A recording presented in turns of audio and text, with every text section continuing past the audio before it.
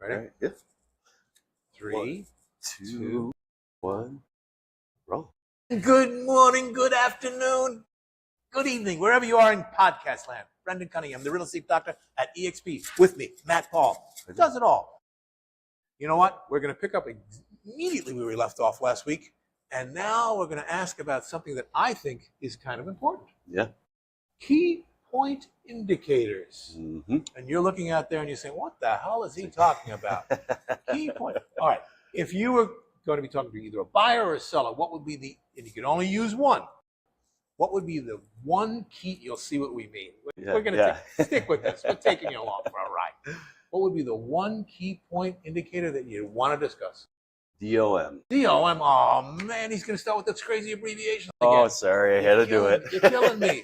I don't think we did talk about that when we were talking. Well, that's one of the, because there's so many of them. There are. The DOM, of all of the acronyms that are out there, that's one that everyone should really tune into, because what is it? It's days on market. Days on market. Yep. Days on market, critical piece of information. Whether you're a buyer or a seller, let's think about this a second. If you're a buyer and your days on market, a property's on the market for 150 days, Mm-hmm. do you think the seller might be a little more negotiable? I would think so. Okay. Absolutely. I mean, if it's on the market for one day, Yeah. Nope. that's a red hot property. You may not have as much bargaining power on something like that. So it becomes a critical piece of the puzzle. I saw this too. I thought this was interesting. We're going to come back to that a little bit. I get this magazine, Success Magazine. You get it. Yep. All of us at EXP. get this magazine. It's a great magazine. And the publisher, who's just a doll, Amy Somerville, smart as a whip. I think she's stealing our lines. Son of a gun. We're all doing the same thing. Everyone's here. ripping us off. What the heck? Okay, but so days on market, critical piece of the puzzle. Absolutely, especially as you were mentioning with buyers. If you have a buyer that's been unfortunately lost several offers, Which been happens. been in the hunt for months or even years, and then they're just beaten up and kind of discouraged. I do search properties that have been on the market for 30, 50, 60 days, all depending on the market, and so most of the time that's where you can actually get a deal. And you know what's interesting about that? When you talk to agents, it's all relative. Yeah. And when you talk to agents, if you talk to an agent like today, they'll say, "Oh my God, I got a listing that's been on the market forever." You say, "How long has it been on?" You say, 30 days. Yeah, but as we're going to talk about soon, why 30 days in our market is different than, let's say, Fort Lauderdale. Oh, Yes. you can check the other thing, see if half of the body got eaten by the shark.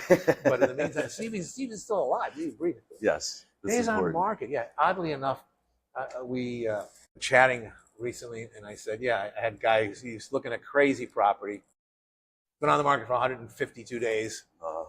And I said, sure enough, he puts an offer in. There's two offers. Yeah. They just come out of the woodwork. Yeah. As soon as you want, it happens. It happens all the time. It's Murphy's Law. But the days on the market is a critical piece of the puzzle. And then you talked about Lauderdale. I wrote some statistical transference around here.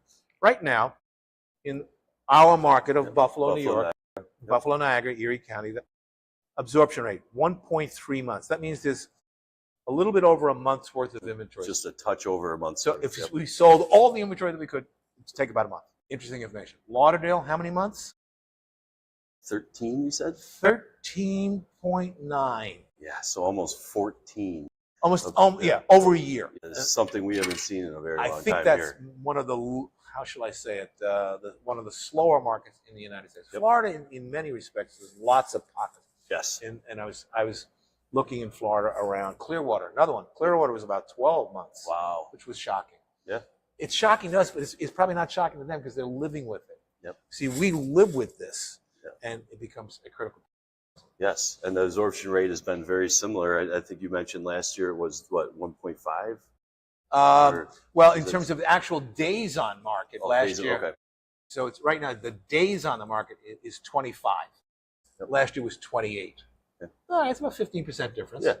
Not a great, but it's different. Okay, but even going from 28 to 25 says that even though there's more listings now than there were a month ago, they're selling fast. So, yes, exactly. We still don't have the inventory. We still don't have the inventory. So that's why we're kind of chasing it. I looked at some other numbers. Days on market. days on market will be different in different price categories. Absolutely. They'll be different in different towns. Yep. But different price categories. So if I have a really cheap house And versus a really expensive house, Yep.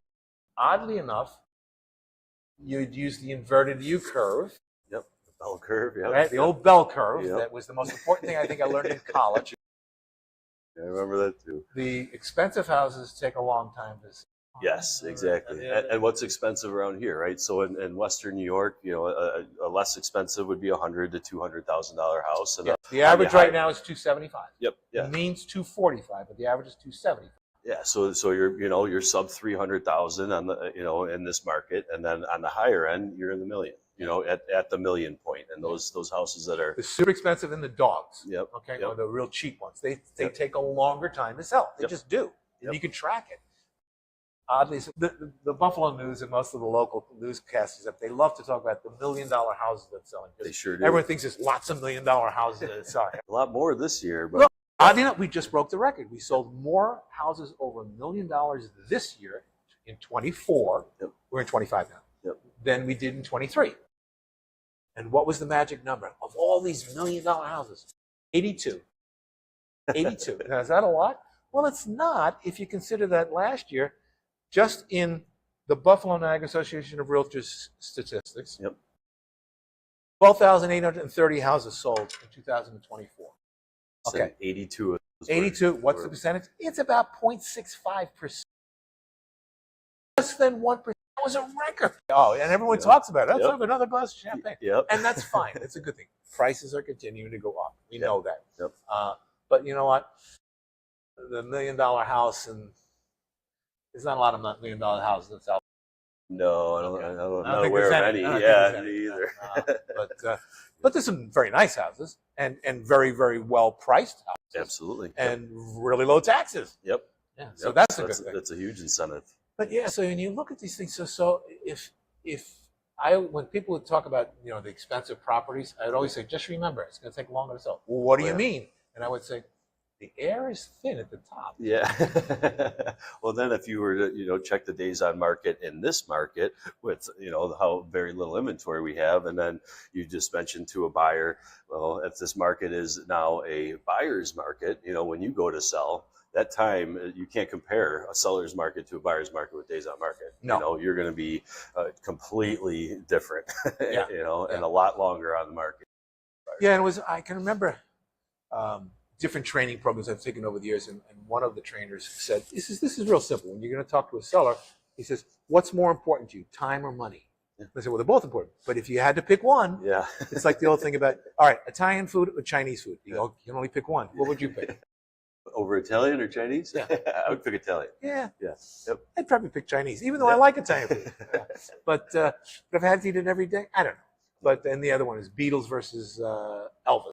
Oh, Right. that's a tough one. I'd probably do Elvis. Yeah, I'd probably go with the Beatles, but that's Yeah. all right. Hey, yin and yang. Even though the first record I ever bought was Elvis Presley's Hound Dog. Oh, cool. The flip side was Don't Be Cruel. There you go. 45. That's awesome. Yeah, crazy. I think I was 7. Mom, can I get a record? Okay, go ahead. So I like Johnny Cash at that time. Oh, yeah. Johnny Cash. Is Yeah. But where was I going with that? great. We get a little sidetracked every once in a while. It Yeah. happens.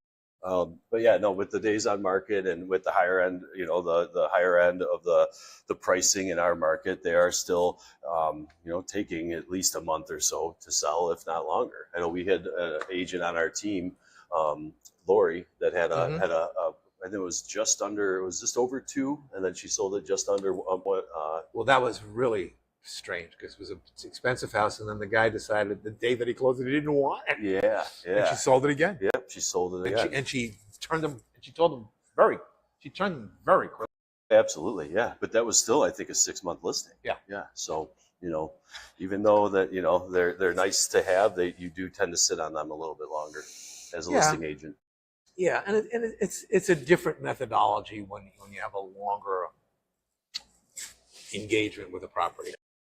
Sometimes you have to take price reductions. The marketing efforts are a lot The different. marketing as well. efforts are different.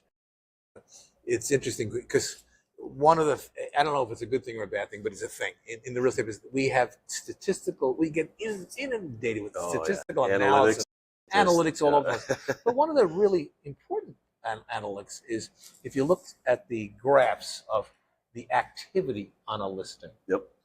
The lion's share of it, 90% of it happens in the first 6 weeks. I was just going to say, yep. And then that inverted yield drops off. Yep. You might see a spike if there's a price reduction, or if there's a little tweak in the marketing. But yes, you're right. It's heavy on the front end. It's just what it is. And unfortunately, there's only so many ways that you can market the property, and the key assets of the marketing any property is location. A lot of people say location, location, location. Price, yep. And condition. Yep. Well, chances are, if you've gotten the house market ready, the condition's as good as it's going to be. Location. Chances are, you can't do anything about that unless it's on wheels. It ain't going anywhere. Yeah. Okay. Yep. If you're in a corner, you're always going to be on a corner. You're in a corner. One of the things I always think is funny is when you look at the pictures, and you can go to Zillow and all these crazy sites, you can see pictures of the house, and that's good. But you always want to take a look. If you're not going to physically look at the property, you want to look at the map. Yeah, see what's around it. See what's around it. Yeah, and with all of the things that are on the computer, you can actually go and see the neighborhood. Yeah, Google Earth is great. Yeah, you can see the houses next door. I would usually take my little car and drive around the street, because this street could be good, the next street could not be good. So you got location, you can't change that, chances are, and you got condition, which you've probably already addressed.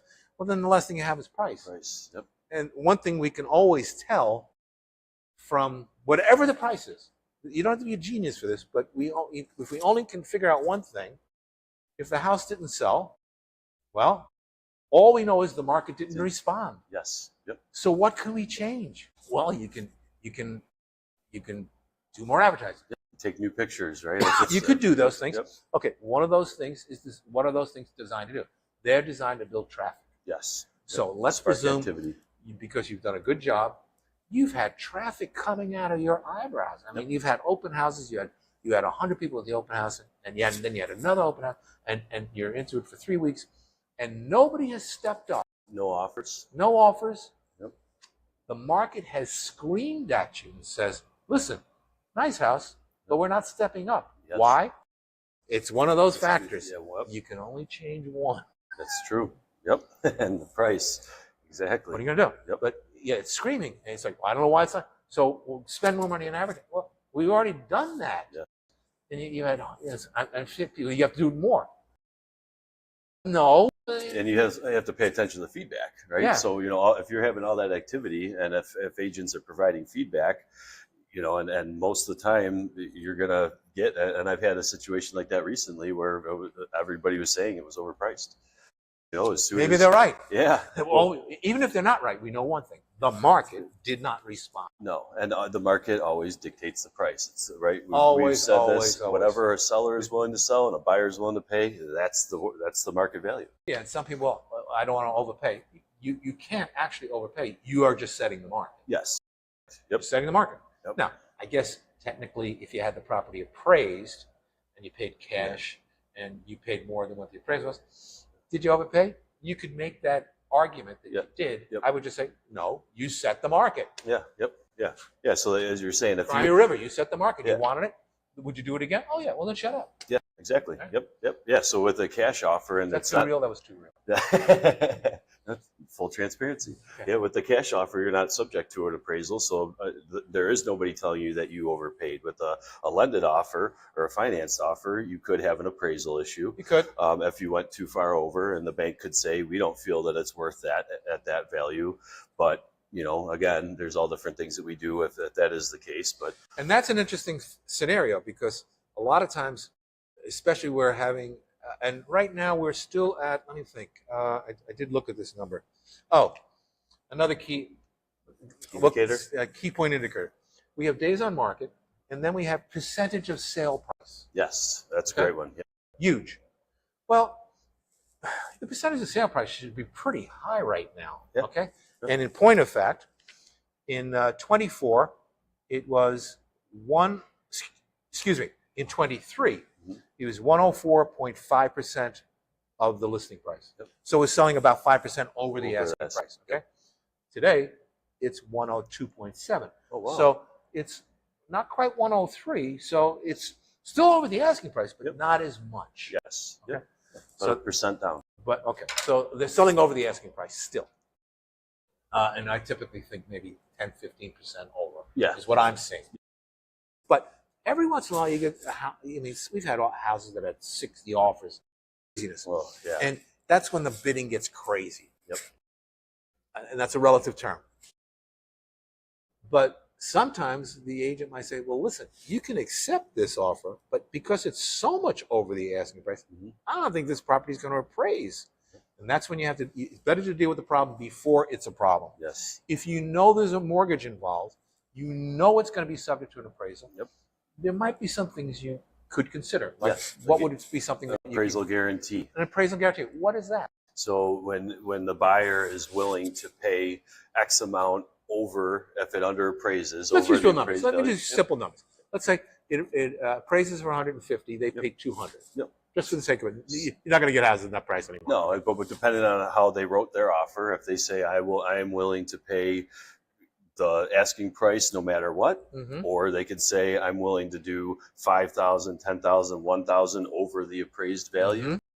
And then there's also the option where they say I'm not paying over the appraised value, I'm paying what it appraised. Yeah. So there's different ways of dealing with it, and some of them work to your satisfaction, and some of them don't. Yeah. But you got to be aware, and the best time to be aware is before these things happen. Absolutely. Yep. You know? Yeah. Yeah. You don't want to get to the stage where you're 4 or 5 weeks into it. There's a mortgage, and you've it comes spent back, over $1,000 already on the loan application and everything else. you maybe had a home inspection. You've spent some money here. Yeah. So you got to have some sort of way of dealing with it. Good agent watches.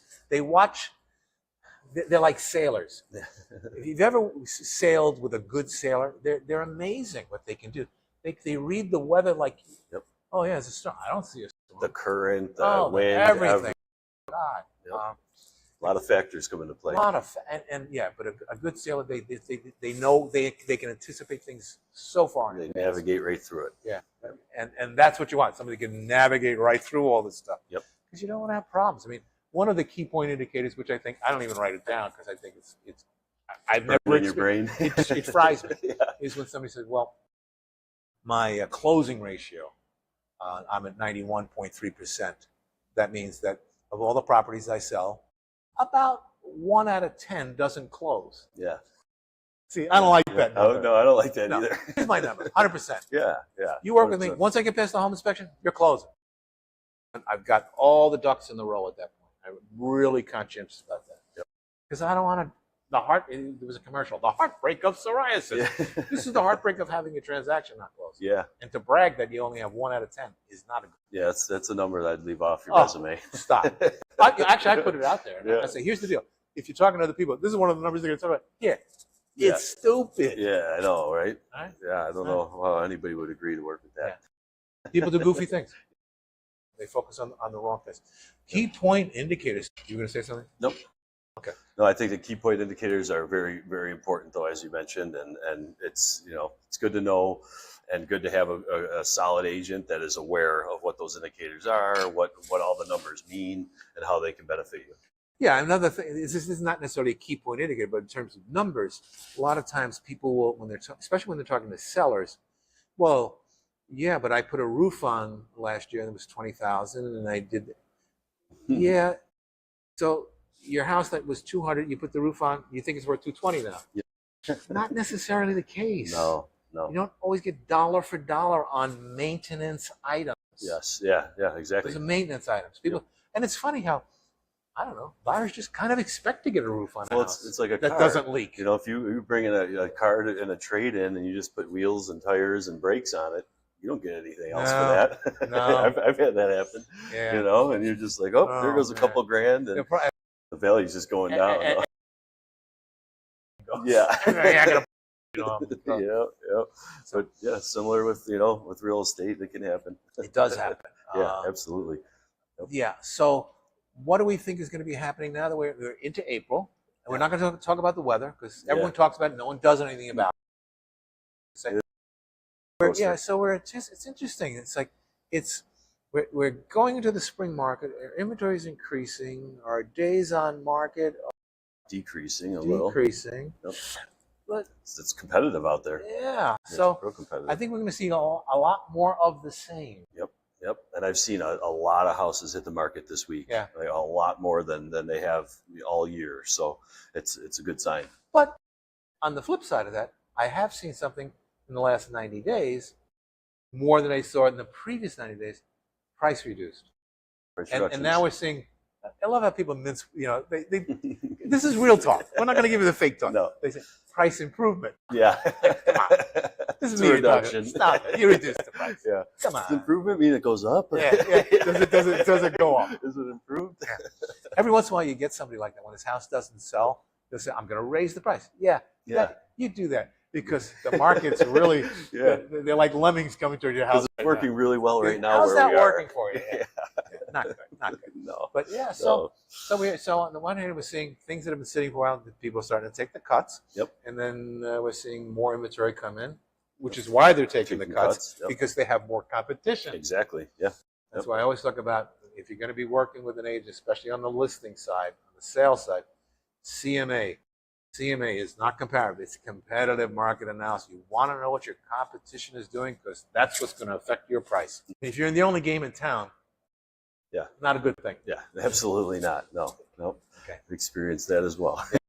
We all have. Sometimes people, and the other thing that we sort of bristle at when somebody says, you have to come over and see my house. Oh, well, coming over to see your house. Because it's unique. Yeah. It's a one-of-a-kind house. Or that. Here's the problem with the one-of-a-kind house. There's only 2 buyers for it. That's true.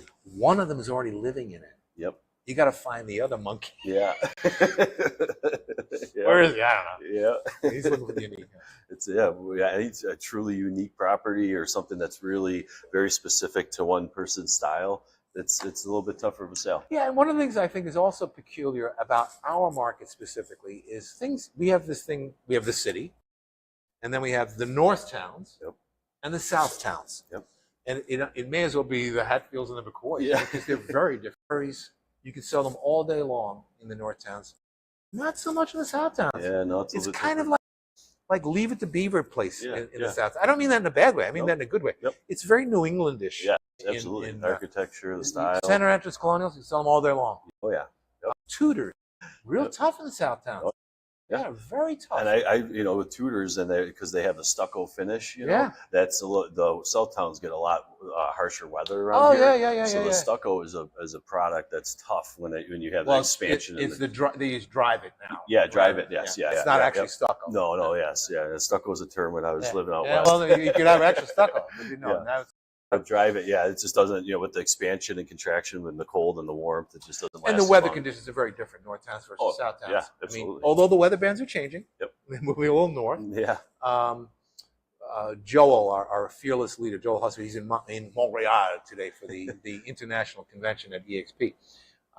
He lives in a place called Grand Island. It's about 10 miles north of the city. Yeah, I'd say. Okay. Yep. And it also has the privilege of being the largest inland island in all of North America. Yeah. It's not a big island. No. You can cross it, I think, in 6 minutes. Yep. But it's got statistically notoriety for being big. But the weather's very different on Grand Island. Absolutely. Okay. Yeah. And that's sometimes a fact.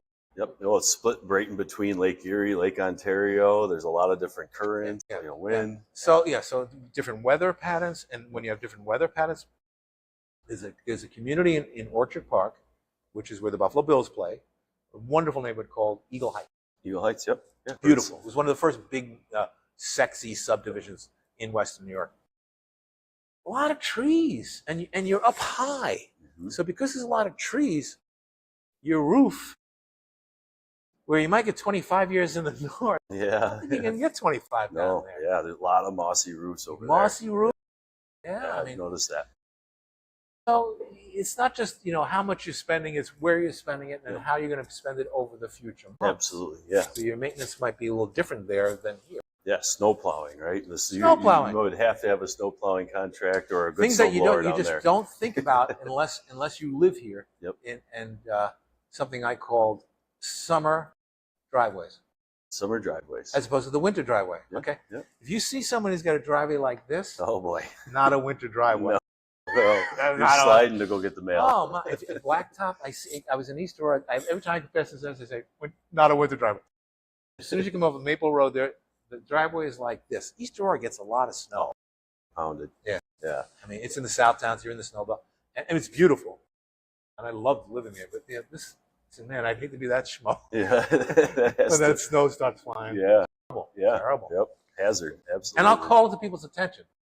Yep. I did sell a house odd enough, in South Buffalo last year, and it had one of those driveways. Really? And I said, now you're a South Towns girl, you know how this works. Yeah. And she said, oh, I'm okay. I got four-wheel drive. I said, okay, as long as you may have to throw the kid to push it up the hill, Yeah. as long as you're good with it, she's Yeah. fine. Yeah. Good. Good. Yeah, But South Buffalo, you guys can get right on the edge of those snow belts. we are too. right on. Yeah. When I look on the weather map, Yep. I always look on the weather map, and the line is right where my house is. Yes, you're right And on the line. I said, I'm on the right side of the line this time. But all it does is take a little bit of a wind gust, and then it's all over. You're right Yeah, in and the then middle you have of the it. wall. We had the wall several years ago. I can remember I was driving, and I said, oh my God, I got to drive. What is that? I don't even know what it is. Yeah, yeah. It looked like you're going into crazy. a black hole. Oh, my God, crazy. So that's what's going on in the market. I Yeah. mean, so things are heating up and slowing down. And it's like breathing. It just keeps happening. But be mindful of those key point indicators. And there's lots of them. But what the big one, we think, Yep. this is our opinion, days on market, man. Yeah. You track the days on market, it tells you an awful lot. It really does. Yep. Yeah. Helps both buyers and sellers. Yeah. That's crucial information. And I bought a house 20 years ago. It was a great house. It was featured in the Buffalo News. It was a historical house, but it didn't have a basement. Oh, that's Okay. rare around here. Very rare. Which is interesting because once you go south of the Mason-Dixon line, Yeah, no one has no, a basement. no. They just don't. No. Okay? And no one cares. Well, if you had a basement, what would you use it for? Well, you'd store things. I had a 3-story barn. Wow. And I had a loft over my 2.5-car garage. I had storage coming out my eyebrow. And I had the little, what they used to call the Wizard of Oz basement, the Bilko doors. Yep. But it had the heating system and the electrical thing and the hot water heater, all the stuff, the mechanicals were down in the basement. But I knew when I bought the house that it would take longer to sell. I knew that. And the reason why it sat when I bought it is because there's a prejudice, which is a word we don't like to use in the real estate business, but in this case I can, about houses that don't have basements up here. Yep. People just love to have basements. Yeah. And if I show a house, you realize this house doesn't have a basement. There's a few houses around. They built them on bedrock. Yep. They can't have a basement. In Amherst, Yeah. you can't have a basement. In some of these houses. It's because of some people just say, I don't want to look at it. Yeah. Well, what are you going to use it for? I'm going to store things. You got a 3-story barn. Yeah. Right. I still want to store things in the basement. I still want to store things. This way you can flood. Yeah. See, I never had to worry about that. Yeah. All right. Exactly. Yep. So, all preferences. all right. So wrap it up. Yeah. Thank you for tuning in. Please follow, like, subscribe. Feel free to throw us any questions if you'd like us to talk about it on the show. We have some guests dropping in next week and the week after that you don't want to miss for sure. Yeah, it'd be great. Outrageously courageous guests. You're going to love it. Thank you very much. I'm Brendan Cunningham, the real estate doctor, saying, like he said, tune in. Thank you. Thank you.